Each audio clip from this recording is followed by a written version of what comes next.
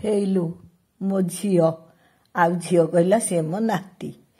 ଦେଖିଲେ ଏ ଆଖୁ ରସ ପିଉ ପିଉକା ବି ମୋର ଗୋଟେ ଝିଅଙ୍କ ସାଙ୍ଗେ ଭେଟ ହେଇଗଲା ମାନେ ମୋ ଜୀବନ ସରାଗର ଦର୍ଶକ ଏବେ ତ ମୋ ପରିବାର ବହୁତ ବଡ଼ ଯୁଆଡ଼େ ଗଲେ ବି ପ୍ରାୟ ଭେଟ ହେଇଯାଉଛି ସିଏ ବି ଖୁସି ମୁଁ ବି ଖୁସି ସେଠୁ ଆସିଛୁ ମା ପୁଅ ଘରକୁ ବାଟରୁ ଦେଖିଲି ଗୋଟେ କୃଷ୍ଣଚୂଡ଼ା ଗଛ ଆଉ କି ମୁଁ ସମଳା ହୁଏ ମୁଁ କହିଲି ଧନ ଟିକେ ଗାଡ଼ି ରଖ ମ ମୁଁ ଗୋଟେ କାମ କରିବି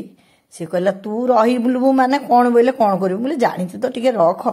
ସେ ଗାଡ଼ି ରଖିଲା ମୁଁ ହାତ ବଢ଼େଇଲି ପାଇଲାନି ତଳେ ଗୋଟେ ବାଡ଼ି ପଡ଼ିଥିଲା ସେଥିରେ ନୁଆଇକି ମୁଁ ଦୁଇଟା ଫୁଲ ତୋଳିଲି ଆଉ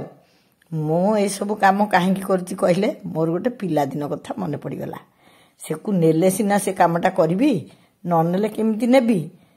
କରିବି ହେଲେ ମୁଁ ଭାବିନଥିଲି ସତରେ କୃଷ୍ଣଚୂଡ଼ା ଗଛକୁ ମୁଁ ହାତ ପାଇବ ବୋଲି ମୋତେ ଭଗବାନ ସହାୟ ହେଲେ ସେଠି ଗୋଟେ ବାଡ଼ି ପଡ଼ିଥିଲା ମୁଁ ତ ଡାଳ ମାକୁଡ଼ି ଖେଳିକି ମୋଟା ଗଛରେ ଡାଳ ପଟୁ ଚଢ଼ିଯାଏ ଏସବୁ କାମ ମୋତେ କେଉଁ ଅଜଣା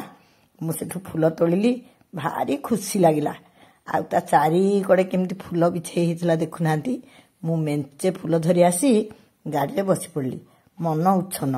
କେମିତି ଚଞ୍ଚଳ ଯାଇ ଘରେ ପହଞ୍ଚିବି ଆଉ ପିଲାଙ୍କ ସାଙ୍ଗେ ଦୁଷ୍ଟାମି କରିବି ମୁଁ ଗଲାବେଳକୁ ମୋ ନାତୁଣୀ ମୋର ସ୍ୱରୂପ ଧରିଛି ଚଷମା ପିନ୍ଧି ବହି ପଢ଼ୁଛି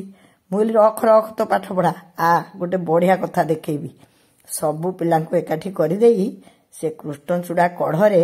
ସମସ୍ତଙ୍କର ନଖ କରିଦେଲି କୁନିର ନଖ ଦେଖୁନାହାନ୍ତି କେଡ଼େ କେଡ଼େ ସିଏ ବି ମୋତେ ଡରଉଛି ଏସବୁ ଟିଭି ଫିଭି ଦେଖିକି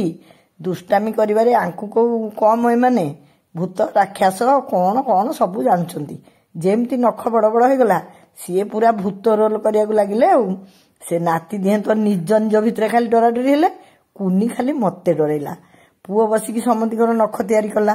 ଦେଖୁନାହାନ୍ତି କେମିତି ଖାଲି ଡରେଇ ଚାଲିଛି ସେ ମୋତେ ହେଇଲୋ ଯୋଡ଼ାଏ ଆଉ ଆଇଲେଣି ଆଉ ଗୋଟେ କୁଆଡ଼େ ଗଲା କେଜାଣି ଏମାନେ ଖାଲି ନଖ କରିକି ତାଙ୍କ ଭିତରେ ଗୋଡ଼ିଆ ତଡ଼ିଆ ଲଗେଇଲେ ଆଉ ମୋର ତ ଖାଲି ଛୁଆଦିନ କଥା ମନେ ପଡ଼ୁଥିଲା ଆମ ବେଳେ ତ କିଛି ନଥିଲା ଏଇ କୃଷ୍ଣଚୂଡ଼ା ଫୁଲ ଟିକେରେ ଖେଳିକି ଆମେ କେତେ ଖୁସି ହେଉଥିଲୁ ଏମିତି ଛୋଟ ଛୋଟ ଜିନିଷ ଆମକୁ ବହୁତ ଖୁସି ଦେଉଥିଲା ଏବେ ସେମାନେ କେତେ ରକମ ଖେଳନା ପାଉଛନ୍ତି ହେଲେ ଆଉ ଗୋଟେ ନାତି ଗଲା କୁଆଡ଼େ ସିଏ ପଛ ଆଡ଼ୁ ଆସି ମୋତେ ଡରଉଛି ଗୁଡ଼ାଏ ସମୟ ଆମେ କୃଷ୍ଣଚୂଡ଼ା କଢ଼ରେ ନଖ କରି ଖେଳିଲୁ ମୁଁ ମୋ ପିଲାଦିନକୁ ଫେରି ପାଇଲି।